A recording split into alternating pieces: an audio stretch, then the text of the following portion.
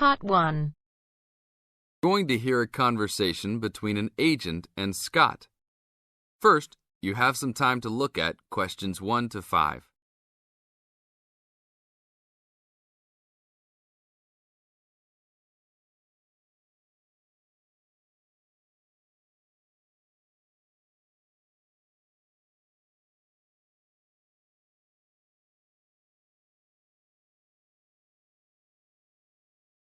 Now listen to the tape and answer the questions.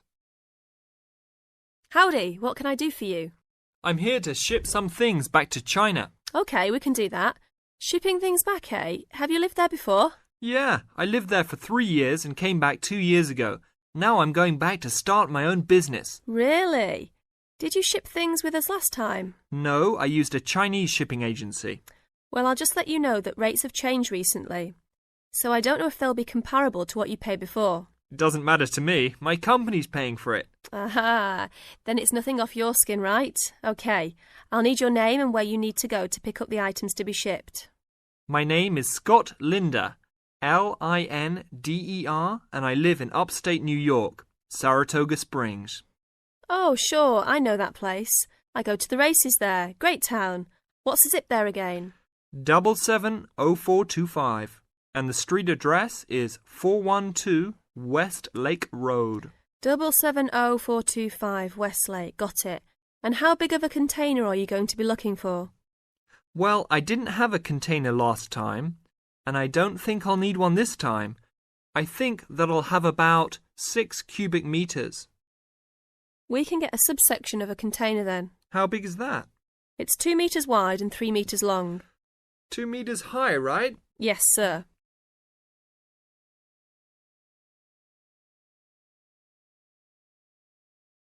Now look at questions 6 to 10.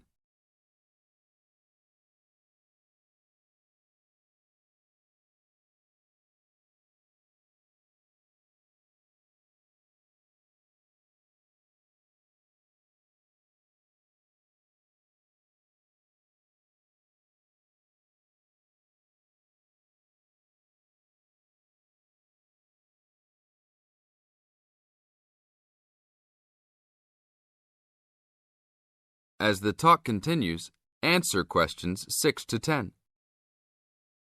And for customs, I need to know what sort of items will you be shipping? Mostly furniture. But we'll also have quite a few boxes of books too. Any clothing? Nope, but we'll have some bicycles and wood that we use for a loft bed. Be careful with those bicycles. I hear bicycle theft is a big problem in China. Not if you know how to secure your bikes and where to store them. Well, good luck. How valuable do you want me to list the entire shipment as being? Let's say about $3,500. Great. Now you'll also have to go over to the customs department to check with them about shipping the wood over to China. I know there are concerns about termites, bugs, etc. No problem. It's the same wood I brought over from China last time. Then you should be okay. It's just a formality. And last of all, where would you like the shipment to be delivered? Well, I will live in Beijing, but let's ship it to Tianjin. My company will pick it up there. That's all right then. Have a nice trip. Thanks for your help.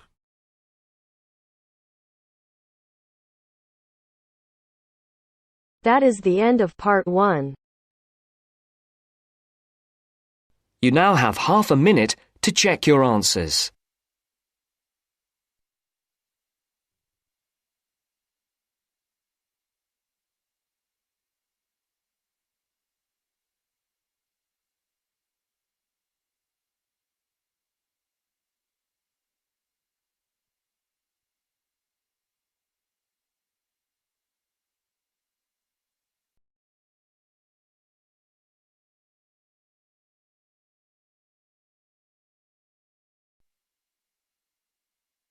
Now turns to part 2. Part 2. You will hear a tour guide talking to her tour group. First, you will have time to look at questions 11 to 15.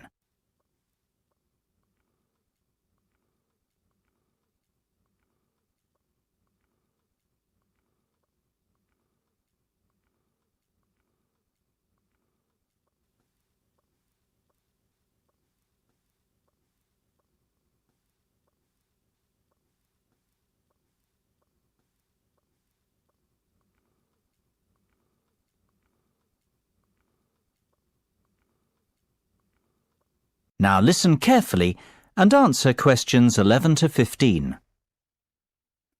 Well, we certainly have a busy day ahead of us, so let's get started, shall we?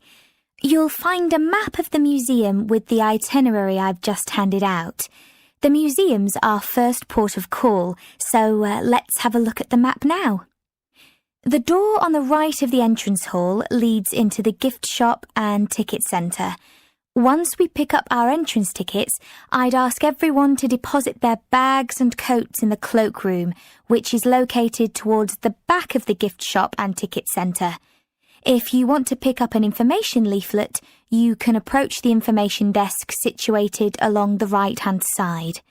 Now, once you come back into the entrance hall, the door on the opposite side to the gift shop leads into the art gallery. There is a special exhibition on there at the moment which is not to be missed.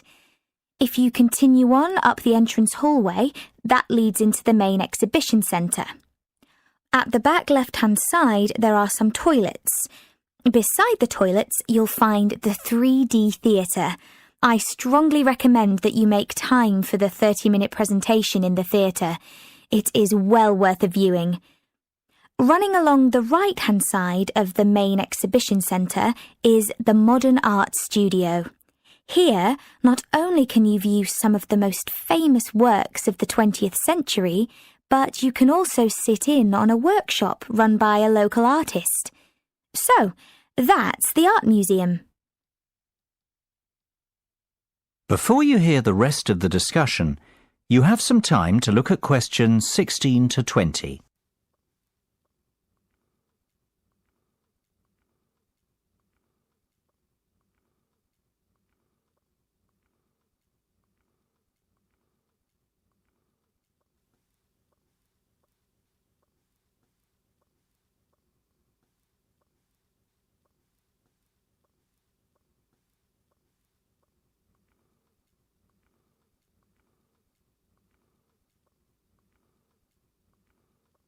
Now listen and answer questions 16 to 20.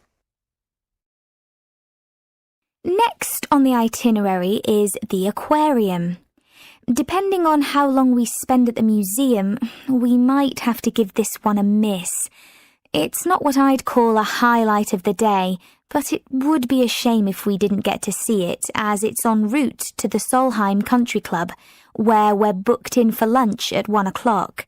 Originally, we had planned to stop off at the Milltown Winery afterwards, but we've had to scrap that plan. Otherwise, we'd never get to the Zoological Gardens before closing time. We have pre-booked the gardens and must be there by 2:30, so no dilly-dallying please after lunch. Straight back onto the bus. The gardens close at 3:30, so we've an hour there, which should give us ample time to look around. Time allowing, we'll stop off at the famous Stout Brewery after that, if traffic isn't too heavy, and we're in Lincoln before 5. If not, we'll head straight for the National Concert Hall, where you're in for a real treat of an evening, with a performance from the world-renowned cellist, Andrei Borovsky. We have to be in our seats by 6:30 sharp. After that, it's back to the hotel for the night, where a buffet meal will be waiting for us at 8:30, or whenever we get back. That is the end of part 2. You now have half a minute to check your answers.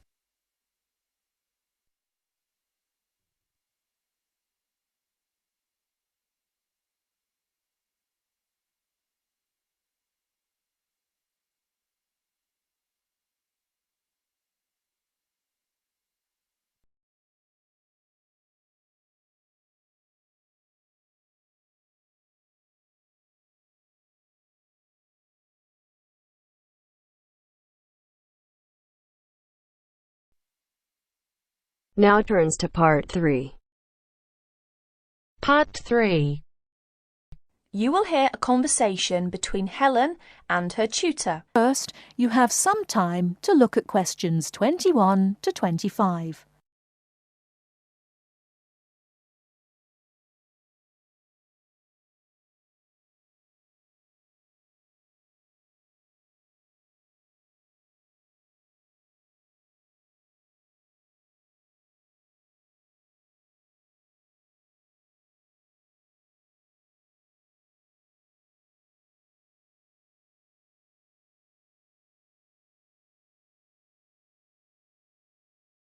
Now listen carefully and answer questions 21 to 25. Come in. Ah, it's you, Helen. What can I do for you? Well, it's about that essay on non-verbal communication. I'd like a bit of advice, if that's all right. By all means. That's what I'm here for. How can I help you? It's about that survey you asked us to carry out about body language. Oh, yes. I asked you to investigate what sort of touching is permissible between friends of the same sex and friends of the opposite sex. That's it.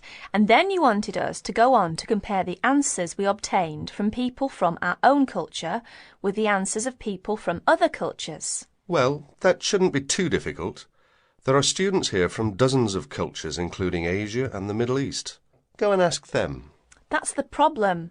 I'm not sure how to word the questions. Before you hear the rest of the talk, you have some time to look at questions 26 to 30.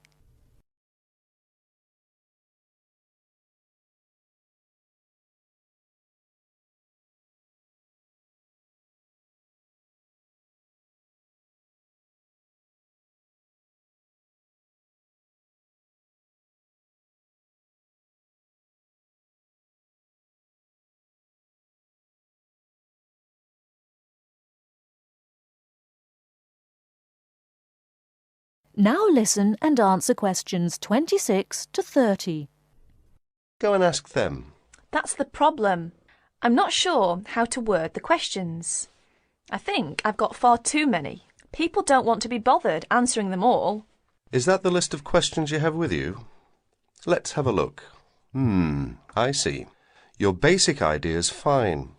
You've got a checklist of the parts of the body we mostly use to touch people with, and a checklist of the parts of other people's bodies that we usually touch. But you don't have to go right through the list asking a separate question about each item. You can make your questionnaire much shorter if you ask open questions. Open questions? What are they? Sometimes we call them WH questions. What, when, where. Those are examples.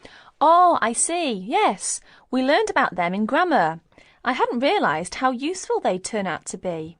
I could just ask one open question about each subject and tick the answers I receive. That's right. Now, let's have a look at the list of parts of the body you're going to ask about. I see. You've got the head, arm and hand, and, it's over the page, the back, leg and foot. What about the shoulder and the thigh? They're important areas, and there are some others you should include too. Oh, yes, of course. I was in a rush and forgot those. What about asking people how they feel about being touched? Surely it's hard for people to put that sort of feeling into words. Yes, you're right. That's why it's essential to work out a rating scale for each response. Can you tell me a bit about how to use rating scales? Well, there's no way to measure how strongly a person feels about something, of course. All we can go on is what they report about their feelings. So what we do is offering them choices of ways to express how they feel. Very strongly, strongly, or not at all. That would be an example of a rating scale. In this case, as your survey is only a small trial sample, I suggest you use that 3-point rating scale I've just described. Very strongly, strongly, or not at all. That'll be enough to enable you to draw some broad conclusions. You may go on to refine your survey later if you decide to specialise in the study of non-verbal aspects of behaviour. Thank you. I'm much clearer now. Could I ask you one last question? I'm afraid I've got a brain like a sieve, but I just can't remember the technical term you told us for the study of touch. It sounded like happy, but of course it isn't. Oh, you mean haptics. Haptics. Of course, haptics. That's it. Happy to be of service. That is the end of part 3. You now have half a minute to check your answers.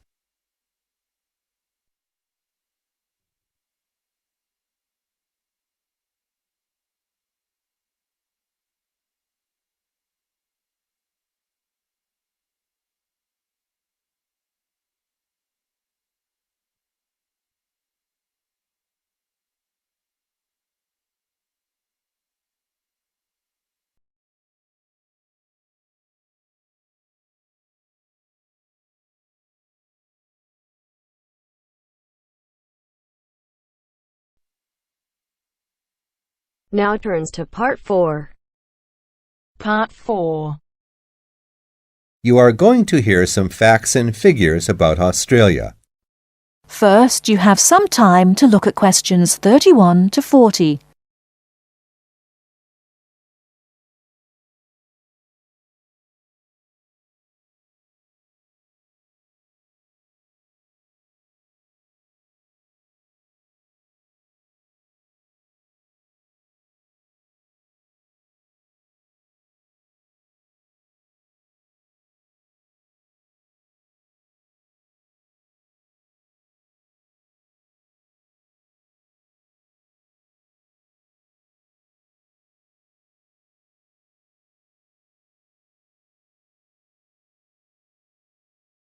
Now listen carefully and answer questions 31 to 40. Now I should tell you that the country of Australia is made up of 6 states and 2 territories. These are the Australian Capital Territory, New South Wales, the Northern Territory, Queensland, South Australia, Tasmania, Victoria, and Western Australia. The national capital is Canberra. Right, let's turn to the Australian economy. Australia has a prosperous Western-style capitalist economy. Australia is a major exporter of agricultural products, minerals, metals, and fossil fuels. Commodity prices have a big impact on the economy. Australia suffered from the low growth and high unemployment typical of the OECD countries in the early 1990s, but the economy has expanded at reasonably steady rates in recent years. In addition to high unemployment, short-term economic problems include how to balance output and inflation and how to stimulate exports. The economy is made up like this: agriculture, 3.1%, industry, 27.7%, services, 69.2%.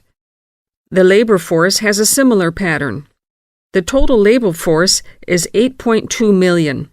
34% work in finance and services, 23% work in public and community services, 20% work in the wholesale and retail trade, 17% work in manufacturing and industry, and 6% work in agriculture.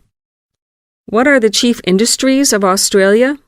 They are mining, industrial, and transport equipment, food processing, chemicals, and steel. What are Australia's main agricultural products? They are wheat, barley, sugarcane, fruit, cattle, sheep, and poultry. And who do we sell our products to? At present, our chief export market is Japan, which takes 24% of our exports.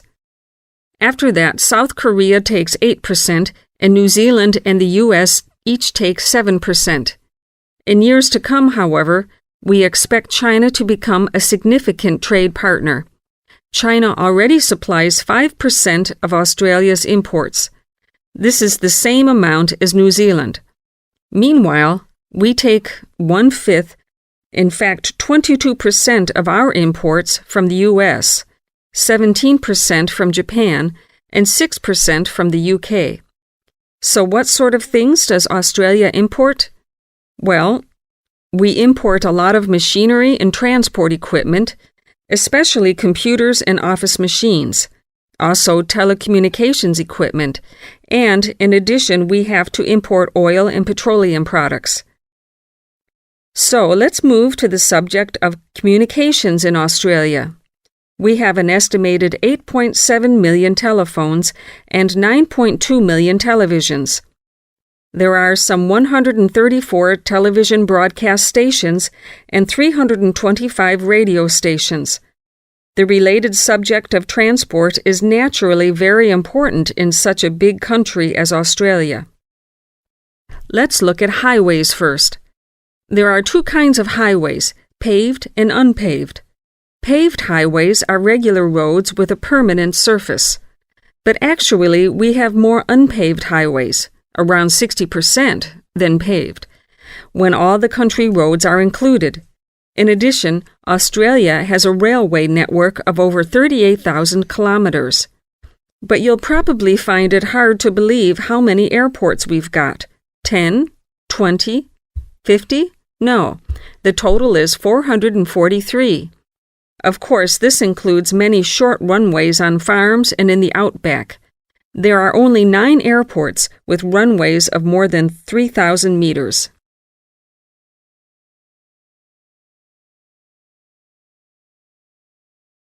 That is the end of part 4. You now have half a minute to check your answers.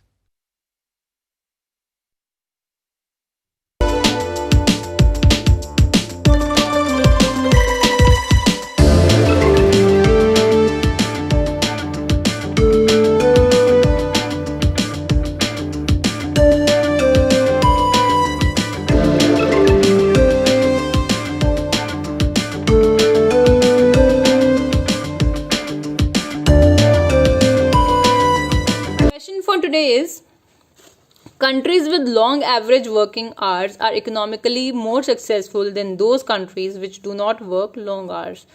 To what extent do you agree or disagree? The question is quite simple, that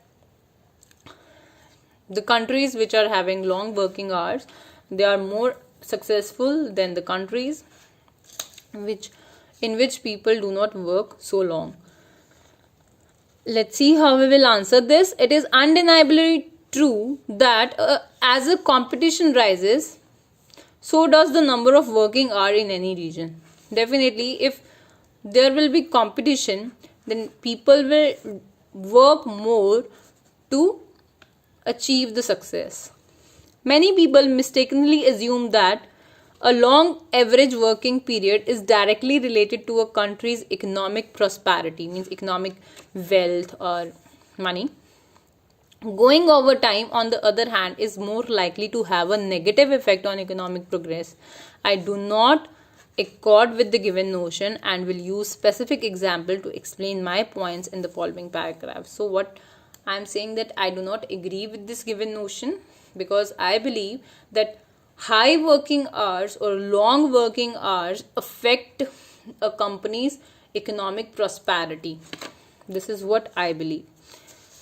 Let's see how I will answer. To begin with, increasing the number of hours per employee does not inherently increase labor productivity. Thorough scientific evidence has shown that long hour schedules have a negative impact on employees' health and well-being. So in a research, it was found that long work schedule have a negative impact on employees' health and well-being. People who work long hours are more prone to illness such as exhaustion, job strain, anxiety, and their productivity suffers as a result. So these are the problems through which they are going through, and what happened at the end, their productivity suffers. As a consequence, means as a bad result, the rate of sick leave is expected to rise in the long run. Definitely, if they fall ill, they will have leaves, which can be seen at a cost that will suppress the economic growth, means that will reduce the growth of the economy. Henceforth, a long average work day is linked to lower productivity. In terms of economic growth, countries with less working hours are equally good. Artists require only a few hours of work and significantly increase a state's income. As an example, A.R. Rahman, an Indian music composer and singer, revealed in an interview that despite putting in long hours of practice during his early years, he now creates exceptional music in only 3 to 4 hours. Finally, such working professionals not only contribute to the national economy but also produce unrivaled masterpieces from which they can be benefit lavishly. Unrivaled means unmatched or matchless masterpiece from which they can be benefit lavishly. Lavishly means they can earn a lot of money from this. So I have given an example that working only for 3 to 4 hours also can boost the economy of a country. In spite of working a lot in a field, you should work in your required dreams. You should work according to your dreams, right? You should work in the field which you think you are born for, in which you are good at. So in this way, definitely you can boost your own money, and you can also boost the economy of the country. To sum up, I believe that country's economic performance is not solely depend on working hours, but that employment with shorter working hours can also boost a country's economy. So it's not that the economy of any country is only dependent on the working hours. So those countries in which people are not working so long, they are also developing and their economy is also increasing. So this was for today. If you like the video, do hit the like button and subscribe to our channel. I'll meet you in the next video. Till then, bye bye and take care.